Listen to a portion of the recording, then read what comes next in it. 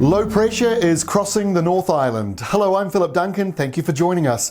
We're tracking a low that's moving, as we record this, around the Auckland, Waikato, Bay of Plenty regions, slowly sliding across this northern North Island area.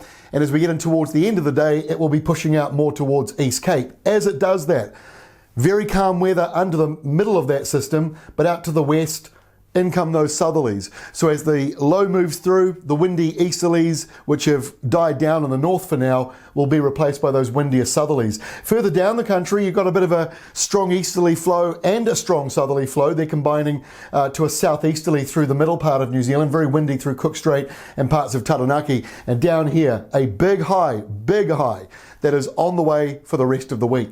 So we've seen some good rainfall in the north, the pink and blue shading showing rainfall totals anywhere between 40 and 125 millimetres.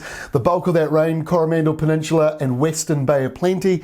The Waikato ranges and some of the hills and ranges around Northland got those bigger totals, but not everyone did. There were some areas like the far north around Dargaville and some other spots around Waikato that only had 25 millimetres or so, plus or minus 5 millimetres there. So not everybody got the downpours, but for many places that rain was great on Monday, and now it'll be sliding down further into Bay of Plenty and down that eastern side and some into the South Island as well. So let's take a look at the forecast, and here is Wednesday at lunchtime, the low finally drifting further away. In fact, it's been pushed north again a little bit. At the moment, it's down around Waikato. That's there. So tomorrow it slides back a little bit further, and it does that because this incoming high is expanding, it's getting bigger. So it's not only moving in, but it's also getting larger in size, and that pushes that low even further away from us. The windy weather gets pushed further north, southeast winds. That's a very sunny direction for many of these western areas, but the rain and showers continue around those northern parts of Hawke's Bay, Gisborne and East Cape. Right, now as we go towards the end of the week, Thursday, the high getting bigger as it starts to roll in. Easterlies are still blowing through.